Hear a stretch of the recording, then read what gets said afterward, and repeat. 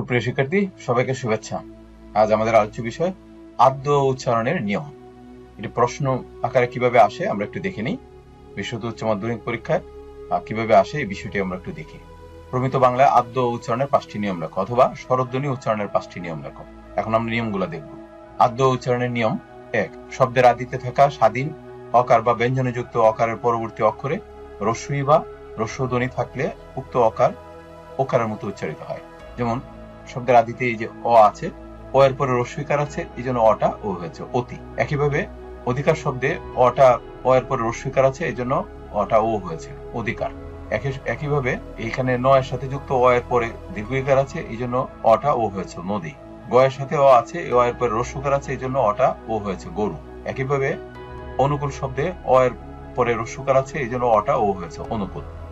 2 নম্বর, আদ্য অকারের পরে যদি জফলা থাকে তবে অকার ওকারের মতো উচ্চারিত হয়। যেমন সত্য, এখানে অ আছে, এখানে জফলা আছে, এই জন্য অটা ও এর মতো হয়েছে। এখানে অধ্যক্ষ শব্দে শুরুতে অ আছে, অ এর পরে জফলা আছে, এই জন্য অটা ও হয়েছে অধ্যক্ষ। গদ্য শব্দে গ এর সাথে অ আছে, এখানে জফলা আছে, এই জন্য অটা ও হয়েছে গদ্য। একেবারে ধন্য, ধ এর সাথে অ আছে, অ এর পরে জফলা আছে, এই জন্য অটা ও হয়েছে ধন্য।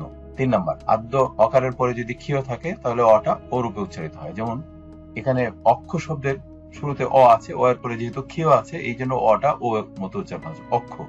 অক্ষাংশ শব্দ তাই, অ এর পরে ক্ষীয় আছে, এই জন্য অটা ও এর মতো উচ্চারণ হয় অক্ষাংশ। ভক্ষণ, এখানে ভয়ের সাথে একটা অ আছে, অ এর পরে ক্ষীয় আছে, এই জন্য অটা ও হয়েছে ভক্ষণ। 4, আদ্য অকারের পরে জয় থাকলে অকার ওকার রূপে উচ্চারিত হয়। যেমন যজ্ঞ, এখানে জয়ের সাথে একটা অ আছে, অ এর পরে জয়ীয় আছে, এই জন্য অটা ও হয়েছে যজ্ঞ। আর এখানে একটা জিনিস মনে রাখবে, জয় ইটা যেহেতু লুপ্ত হয়েছে, উচ্চারণ হচ্ছে না, এই জন্য ইয়ের পরিবর্তে এখানে চন্দ্রবিন্দু হয়েছে। 5 নম্বর, শব্দের আদিতে অকার কিংবা তারপরে রিকার যুক্ত ব্যঞ্জন বর্ণ থাকলে অকার সাধারণত ওকারের মতো উচ্চারণ হয়। যেমন মসৃণ শব্দটি খেয়াল করো, এই ময়ের সাথে একটু আছে, পরে যেহেতু রিকার আছে, এই জন্য ময়ের সাথে যুক্ত অটা ও এর মতো উচ্চারণ হচ্ছে মসৃণ। একইভাবে কর্তৃকারক, যকৃত ইত্যাদি। 6 নম্বর, শব্দের আদিতে অযুক্ত রফলা থাকলে উক্ত অ এর উচ্চারণ ওকারের মতো হয়। যেমন শ্রম, এখানে তালব্যস্যের সাথে রফলা যুক্ত আছে, কিন্তু তালব্যস্যের সাথে যে অটা আছে, এই অটা কিন্তু এই রফলার প্রভাবে ও হয়েছে, যেমন শ্রম। একইভাবে শ্রবণ, স্রষ্টা ইত্যাদি। 7 নম্বর, যেসব রেফযুক্ত শব্দের বানানে রেফের পরে জফলা ছিল, বর্তমানে জফলা ব্যবহৃত হয় না, সেসব শব্দের আদ্য সাধারণত ওকারের মতো উচ্চারিত হয়। যেমন এই পর্যন্ত শব্দটা কিন্তু আগে লেখা হতো এরকম পর্যন্ত জফলা দিয়ে, কিন্তু এখন আধুনিক বাংলা বানানে লেখা হয় এরকম। কিন্তু আধুনিক বানানে লেখা হলেও উচ্চারণটা কিন্তু আগের মতো পর্যন্ত, অর্থাৎ অ এর পরে যদি জফলা থাকে তাহলে অটা ও এর মতো হয়, এই জন্য পর্যন্ত উচ্চারণ হয়েছে পর্যন্ত এরকম। একইভাবে মর্যাদা ইত্যাদি। 8 নম্বর, বাংলা সাধুরীতিতে ব্যবহৃত শব্দ কিংবা ক্রিয়াপদের বানানে রস্বইকার আছে, কিন্তু চলিত রীতিতে সেই রস্বইকার অনেক ক্ষেত্রে বিলুপ্ত হলেও তার পূর্ববর্তী অকার সাধু ওকারের মতো নিয়ে উচ্চারিত হয়। অর্থাৎ এখানে খেয়াল করো, আগে শব্দটি ছিল রবিবার, এখানে র এর সাথে একটা অ ছিল, ও এর পর রস্বইকার ছিল, এই জন্য উচ্চারণটা হতো রবিবার। কিন্তু যেহেতু শব্দটি এখন আধুনিক হয়ে গেছে, কিন্তু উচ্চারণটি কিন্তু আগের মতোই রয়ে গেছে, আমরা উচ্চারণ করি রোববার। একইভাবে বলিয়া ছিল, বলেছিল, এখানে ব এর সাথে যেহেতু আগে রস্বইকার ছিল, কিন্তু বটা উচ্চারণ হতো ও এর মতো, এখনো তাই হয়, বলেছিল। একইভাবে হয়ের সাথে একটা অ আছে, অ এর পরে রস্বইকার আছে, এই জন্য উচ্চারণটা হবে ও এর মতো, হল।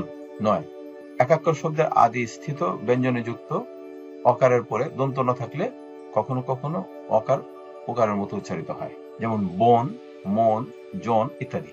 এখানে একটু বলিনি একাক্ষর শব্দ কাকে বলে। একাক্ষর শব্দ জানার আগে একটু অক্ষর কাকে বলে একটু জেনে নেই। শব্দের যে অংশ নিঃশ্বাসের এক প্রয়াসে উচ্চারিত হয় তাকে বলা হয় অক্ষর। যেমন এক, এখানে যে বাংলা শব্দটি আছে খেয়াল করো, বাংলা, এখানে কিন্তু 2টা অক্ষর আছে। এরকম বন, মন, এগুলো একটি অক্ষর একটি শব্দ, এই জন্য এর শুরুতে অ হয়।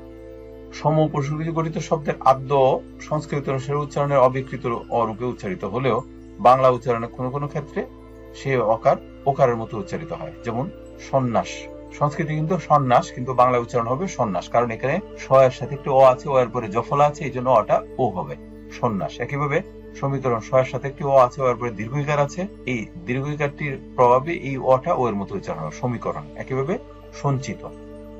এই ব্যাপারে আরো বিস্তারিত জানার জন্য আমার উচ্চারণ নির্ণয়ের কৌশল শীর্ষক একটি ভিডিও আছে, এই ভিডিওটি দেখে নিও। ভিডিওর লিংক নিচে দেওয়া থাকবে। আমার বিশ্বাস তোমাদের উপকার হবে। আর উচ্চারণ সংক্রান্ত যে কোনো বিষয় যদি জানতে চাও এই ভিডিওর নিচে কমেন্ট করে আমাকে জানাও, বা উচ্চারণ সংক্রান্ত আর কি কি বিষয় জানতে চাও কমেন্ট করে জানাও। ধন্যবাদ সবাইকে।